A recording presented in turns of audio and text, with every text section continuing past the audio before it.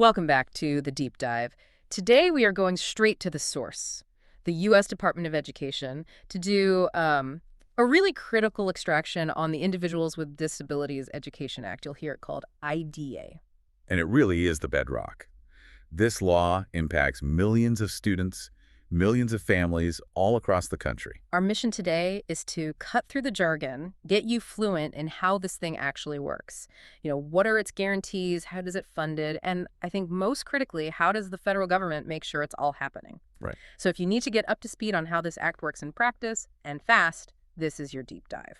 And, we really should start at the very foundation, which is what IDEA actually is. It's the law governing special education, yes, but it's all built on this one single mandate. And that would be FAPE. That would be FAPE, making available a free, appropriate public education to all eligible children with disabilities. We hear that acronym all the time, FAPE. We do, and people often focus on the F for free, which is, it's essential.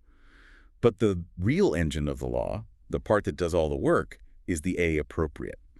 Appropriate. Okay, so what does that mean in functional terms? It means the education has to be tailored.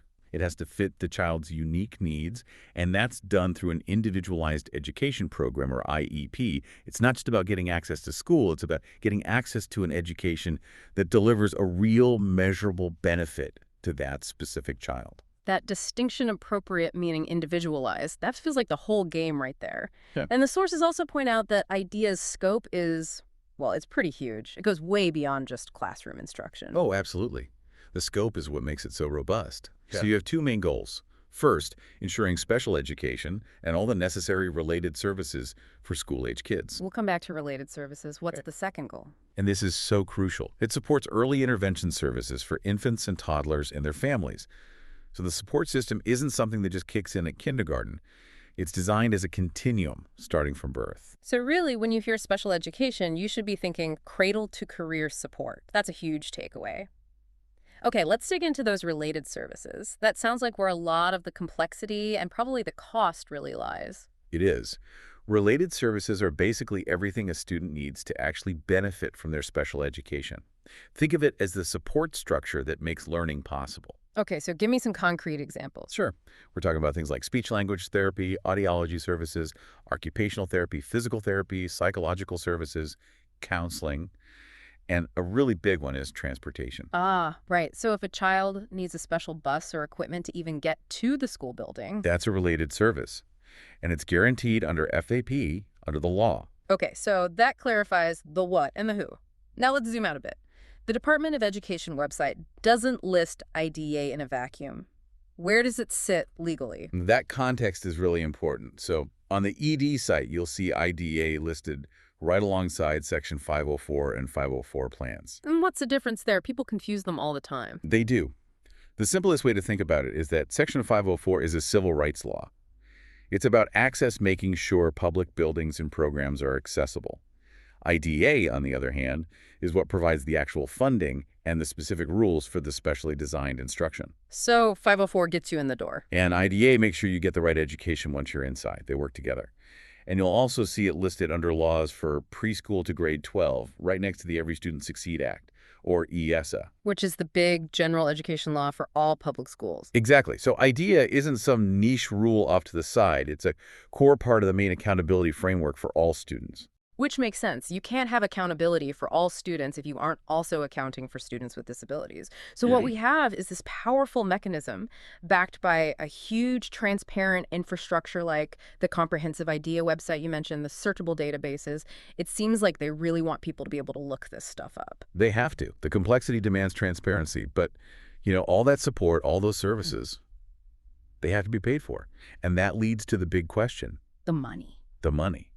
How does the government actually fund this massive nationwide effort? Right. Because a federal mandate without federal funding is, everyone's worst nightmare. The sources are clear that the funding is built right in. So let's unpack that. How does the money flow? So the law itself authorizes the funding, and it flows through two very strategic channels. The first one is the backbone of the whole system, formula grants to states. Formula grants, meaning the money is distributed based on a set structure. Exactly. It's predictable. Think of it as the keep the lights on funding.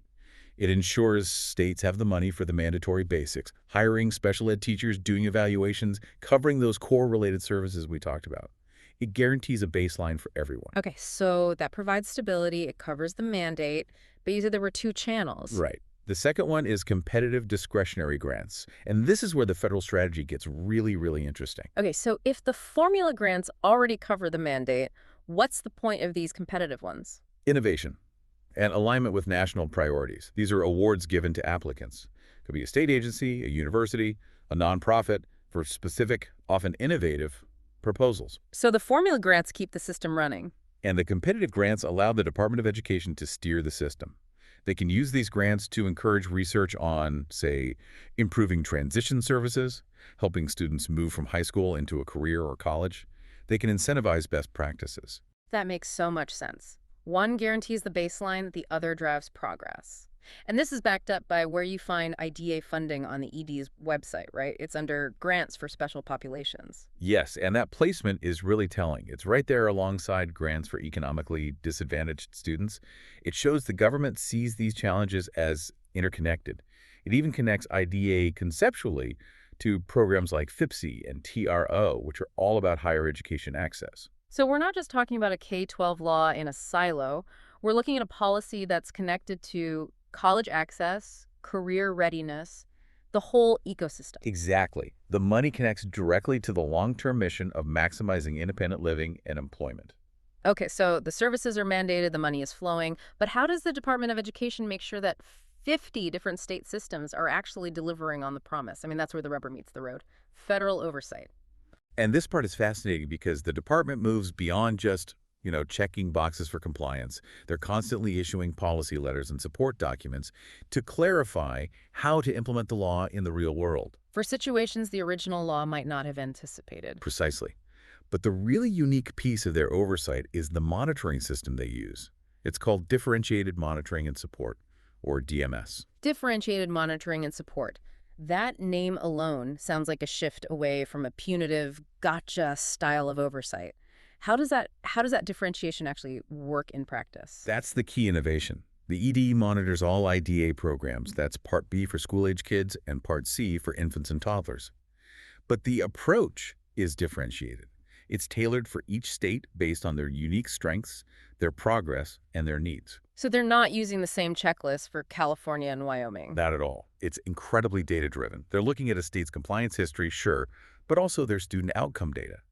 How are students with disabilities actually performing? Is a state submitting its data on time? So a state that's doing really well might get a lighter touch. A lighter, more focused oversight, yes.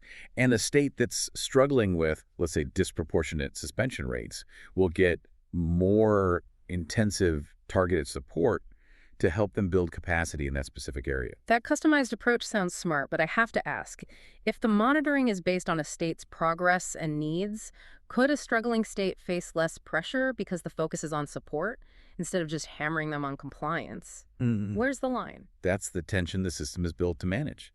Differentiated doesn't mean waived. The core requirements are still the core requirements. If a state is non-compliant, there are still enforcement actions. Got it. But the focus of the whole DMS process is on improving results for kids, not just on bureaucratic paperwork. It shifts the federal role from being just an auditor to being more of a collaborative partner. Which is a huge shift in how federal law often works. Okay, let's pivot to the listener's perspective. If I'm a parent trying to navigate all this, where do I even start? The Department of Education has created a very clear entry point for this. It's the IDA Parents and Families resource page. A one-stop shop. Essentially, yes. It pulls together all the departmental programs, legal explanations in plain language, and other information to help families understand their rights, their responsibilities, and the services their kids are entitled to. That's invaluable. But I noticed something else in the source materials, something very specific. Resources on IDEA and private school. Why the special focus there when IDEA is all about public education? This is such a common point of confusion. So while APE, that full entitlement, is guaranteed in the public school setting, the law does reach into private schools in a very specific way. How so? The ED has resources to help parents understand what are called the private school student equitable services provisions of the IDEA. Equitable services. Right. So if a parent voluntarily places their child in a private school, the public school district still has to set aside a proportionate share of its federal IDEA funds to provide certain services to those students. So things like speech therapy, maybe. Exactly. Specialized evaluations, speech therapy, diagnostic services, things like that. Now, it is not the full FAPE entitlement you'd get in public school. It's the provision of equitable but limited services. That's a vital clarification. So the law's protection extends, in some way, to every eligible child, no matter where they go to school. That's the goal. No one is completely outside the scope of support. So let's try to tie this all together. What does this all mean? We've established IDEA is this foundational law guaranteeing FAPE. Which means individualized instruction and all those related services, plus early intervention for infants and toddlers, And we know it's paid for by that two-part structure. Formula grants for the baseline. and competitive discretionary grants to drive innovation and progress. And finally, we see the whole thing is monitored not with a rigid checklist, but through this really tailored, differentiated monitoring and support system, the DMS reports. Right, which focuses on collaboration and actual student outcomes, not just punitive compliance. The Department of Education itself ends its guidance by inviting people to learn about the history and evolution of the idea and how it continues to protect students to this day. It's evolution. That's the biggest insight. The law isn't static, it's dynamic. It's constantly being shaped by new amendments, by court cases, by the very policy letters we were talking about. And that leads us to a final thought for you to take with you. The real game changer here seems to be that DMS system, which respects state differences while demanding results. So the question we'll leave you with is this. If the IDEA system is tailored to specific state needs based on data, how might a policy change or a successful innovation in one state, maybe a new way to fund transition services, eventually shift the national consensus on what appropriate education means for everyone else? It might be worth a search of that history the ED materials mentioned. See where today's innovations could become tomorrow's mandates.